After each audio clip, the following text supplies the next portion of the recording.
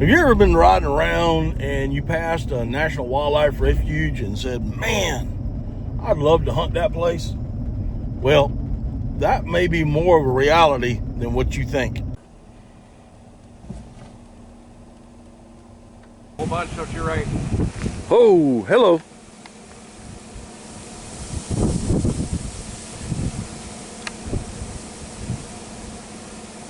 Whole bunch to your left. Wait a minute.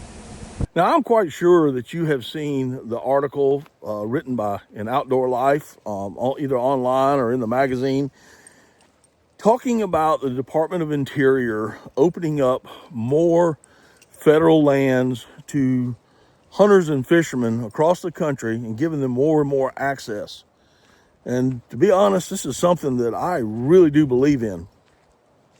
You know, Phil Robinson once said many years ago in one of his videos that there should be more public land hunting on National Wildlife Refuges and such. I mean, let's face it, those ducks are sitting there, they're eating, they're getting their water, nobody's bothering them, and at times, and when everything is right, they're just gonna sit there and they're not gonna go anywhere. Now, like I said before, Outdoor Life is the one that broke the story or got the information from the Department of Interior, which I think was a great thing, by the way, guys. Well, what it boils down to is it's going to be open until closed, and that is the direction they're going. Now, what that means is these areas will be open to hunting and fishing unless they are closed. And if they are closed, it has to be justified now. It has to be in writing why they are closing this particular area for hunting and for fishing. Now, I will tell you that these changes are not going to be immediate, and it's not going to happen overnight. It may take some time, but it's the direction that the Department of Interior is going is what's exciting me right now. This could open up more opportunities and more public access, and especially for a waterfowler as myself, to hunt some of these waterfowl refuges. And like I said, as a waterfowler, it's going to open up some more, or hopefully open up some more of these refuges where we can hunt. You got to remember, there are quite a few that are NWRs, National Wildlife Refuges, that are waterfowl refuges that are already open to waterfowlers across the country. And hopefully this is going to open up some more. And again, I can't stress this enough. It's open until closed. So they have to give that in writing on why they are closing that particular refuge or that particular area to waterfowl hunt. Now, let's be perfectly clear about a few things. These public lands, these federally public lands, are often funded by only hunters and fishermen. And I'm not saying that nobody else sends them in money, but it is basically funded by hunters and fishermen. Now, everybody's tax dollars go to it. When you buy sporting equipment from the Pittman-Robertson Act, monies go to these refuges. Federal duck stamps are monies that are sent to these federal refuges. So in essence, this land is for the hunters and fishermen. I'm not saying nobody else can go. I'm not saying that at all. I'm just saying that hunters, fishermen are funding these refuges, and we should have access to them. Now, as a waterfowler, as a hunter, as a fisherman, I am a conservationist. And there are some things that we need to think about. Not all refuges can support hunters hunting, especially waterfowlers hunting on their properties or on their units. A lot of them can, some of them can't. Some of them are small, some of them are large. So there should be some rules set in place.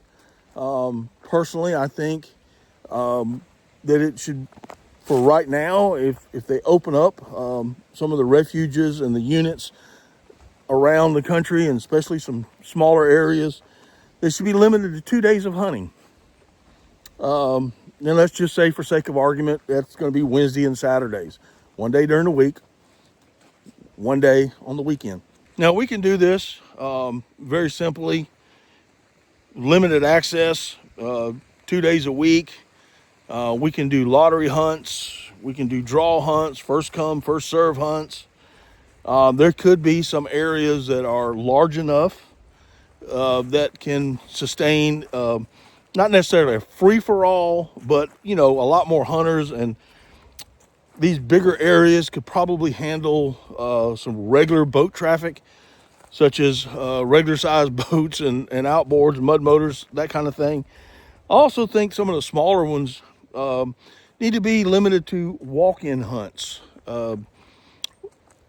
kayak or canoe hunts, or if there is an outboard motor, it should be limited to horsepower, say 10 horses or less.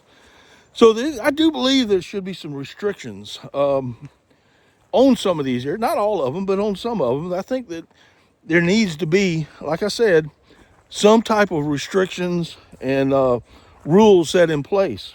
I also think there should be a time limit. Now, I would say most of these areas, 4 a.m. Blowouts, or just leave your boat ramp or go into the areas at 4 a.m., depending on where the refuge is at and how it's located, whether it has a boat ramp or not, or you have to put in another boat ramp. So those things kind of come into play. But you can't enter the unit until 4 a.m., and there's no hunting after 11. A lot of NWRs do this that are already open for waterfowl hunting. So I do believe no hunting after 11, and you must be out of the place by noon in order to get everybody safely out. Other restrictions that I think should be involved is no mechanical decoys. So no pulsators, no mojos or flapping wings or spinning wings, no pulsators, no swimmers, none of that kind of thing. And if you need motion, you always got the old jerk rig. So yes, I do agree that some of these NWRs should be opened. Again, not all of them. Some of them just aren't conducive to waterfowl.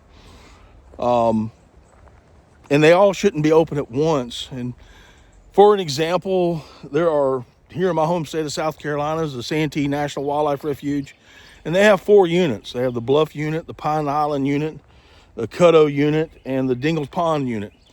Now, I don't see them opening up all of them at one time or one part of the season, but maybe 2 of them during the season, and then give the next season, give those 2 a rest, and open up the other 2. I think that's fair, and I think that's reasonable. And it's one of those things that if somebody was asking me for suggestions, and that's what I would say. So,